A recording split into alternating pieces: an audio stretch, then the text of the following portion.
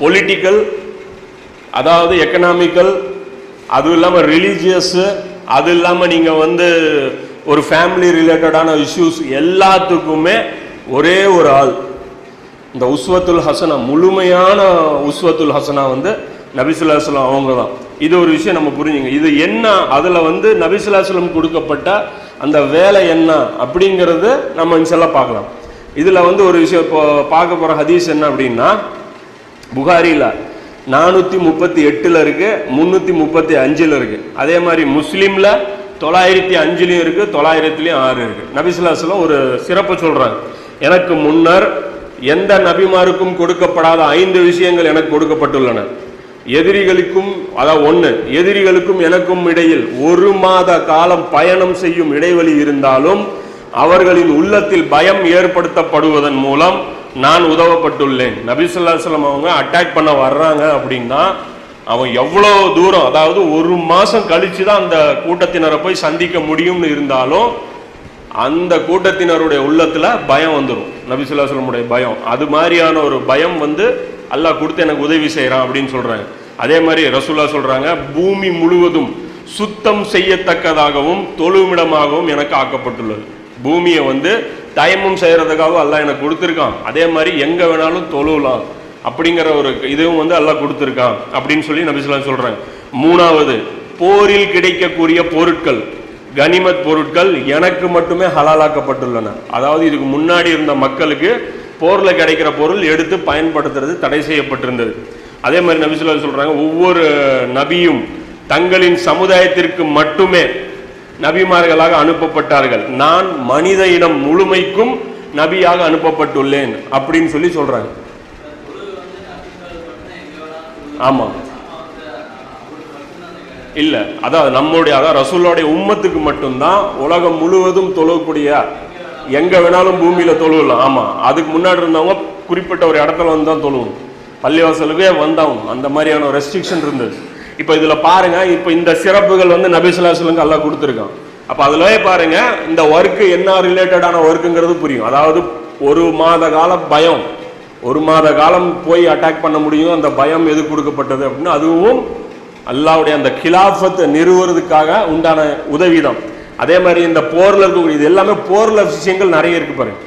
அதே மாதிரி இந்த போர்ல கிடைக்கக்கூடிய பொருளும் நபி ஸல்லல்லாஹு அலைஹி வஸல்லம் அவங்களுக்கு ஹலாலாக ஆக்கப்பட்டிருக்கு. சவுண்டு ஒரு மாதிரியா இருக்கா, கரெக்டா இருக்கா? அப்போ இதுவும் வந்து அவங்களுக்கு கொடுக்கப்பட்டிருக்கு. அப்போ உலகம் முழுவதும் இறை தூதராக கொடுக்கப்பட்டிருக்கு. இது ஒரு மேட்ரு. இப்போ இதுல விஷயம் என்ன அப்படின்னா, இந்த சிறப்புகள் வந்து எப்படிங்கிறது அதையும் நம்ம கூடுதலாக இன்னொரு ஹதீஸ் மூலமா நபி ஸல்லல்லாஹு அலைஹி வஸல்லம் சொல்றேன். இதை பார்த்துட்டோம் அப்படின்னா இது எப்படிப்பட்ட வேலை அப்படிங்கிறது நம்ம புரிஞ்சுக்கிற ஒரு பிக்சர் கிடைக்கும். அதுக்கப்புறம் நம்ம நெக்ஸ்ட் செகண்ட் செக்ஷன்ல போகும்போது நமக்கு கிளியரா புரிய ஆரம்பிச்சிடும். இப்போ இந்த ஹதீஸ் பார்த்தீங்கன்னா புகாரில 7467 இருக்கு, முஸ்லிம்ல 557வது ஹதீஸ். இல்ல, புகாரி தான், ரெண்டுமே புகாரி தான். 557, 7467 ரெண்டுமே புகாரி தான்.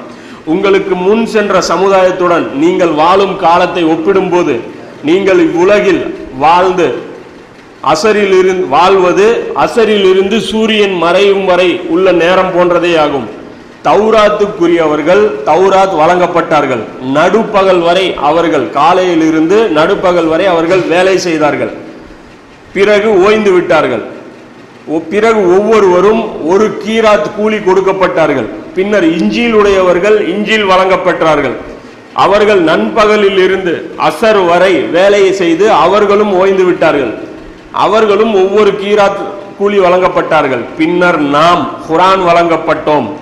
அசரில் இருந்து சூரியன் மறையும் வரை நாம் வேலை செய்தோம். 2 கீராத்தாக நாம் வழங்கப்பட்டோம் அப்படின்னு சொல்லி நபி ஸல்லல்லாஹு அலைஹி வஸல்லம் சொல்றாங்க. எங்கள் இறைவா, இவர்களுக்கு மாத்திரம் 2 கீராத் வழங்கியுள்ளாய், ஆனால் எங்களுக்கோ ஒவ்வொரு கீராத் வழங்கி இருக்கிறாய். நாங்கள் அவர்களை விடவும் அதிக அளவு அமல் செய்திருக்கிறோம் என்று 2 வேலைக்காரர்களும் கேட்பார்கள். அதற்கு இறைவன், உங்களின் கூலியில் எதையும் நான் குறைத்துள்ளேனா என்று கேட்பான். அவர்கள் இல்லை என்பார். அது என்னுடைய அருட்கொடை, நான் விரும்பியவர்களுக்கு அதனை வழங்குவேன் என்று இறைவன் விடையளிப்பான் அப்படின்னு சொல்லி இப்னு உமர் ரலியல்லாஹு அன்ஹு சொல்றாங்க. இது என்ன மேட்டர் அப்படின்னா, ஒரு வேலை அல்லாஹ் வந்து கொடுத்துருக்கான். யாருக்கு? யூதர்களுக்கு கொடுத்துருக்கான். அவங்க என்ன பண்ணாங்க, காலையிலிருந்து மத்தியானம் வரைக்கும் வேலை செஞ்சிருக்காங்க. அதுக்கப்புறம் அவங்க என்ன பண்ணாங்க, டயர்ட் ஆகிட்டாங்க, அதாவது ஓய்ந்து விட்டார்கள், வேலை முடியல. இது பாயிண்ட், இதுதான் பாயிண்ட். அதில் வேலை முடியல, இன்கம்ப்ளீட், மிஷன் கம்ப்ளீட் ஆகல. அதுக்கப்புறம் வந்து அதே வேலை பின்னாடி வரக்கூடிய ஒரு உம்மத்துக்கிட்ட கொடுக்கப்படுது. அதாவது தௌரா, அதாவது இஞ்சில் விளங்கப்பட்ட அந்த உம்மத்துக்கிட்ட கொடுக்கப்படுது. அவங்களும் என்ன பண்ணாங்க, வேலை செஞ்சாங்க. அவங்க என்ன ஆயிட்டாங்க, அவங்களும் ஓய்வு எடுத்துட்டாங்க, அவங்களாலையும் வேலை முடியல.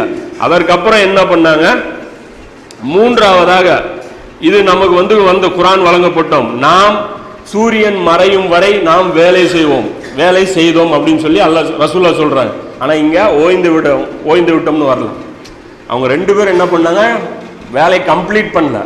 இப்ப நமக்கு கொடுக்கப்பட்ட சிறப்புகள் எல்லாமே அந்த வேலை மிஷன் கம்ப்ளீட் பண்ணதுனால தானே தவிர கடைசியா வந்ததுனாலயோ நபி ஸல்லல்லாஹு அலைஹி வஸல்லமுடைய வம்ச இதில் பிறந்துட்டதுனாலயோ அந்த மாதிரி அல்லாஹ்வுடைய செல்ல பிள்ளைங்கிறதுனாலயோ நமக்கு கொடுக்கப்பட்டது கிடையாது.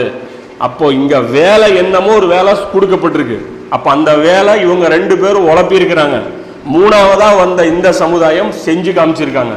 அப்ப அந்த வேலை என்ன அப்படிங்கிறது தான் நபி ஸல்லல்லாஹு அலைஹி வஸல்லமுடைய மெயின் வருகையுடைய நோக்கம்.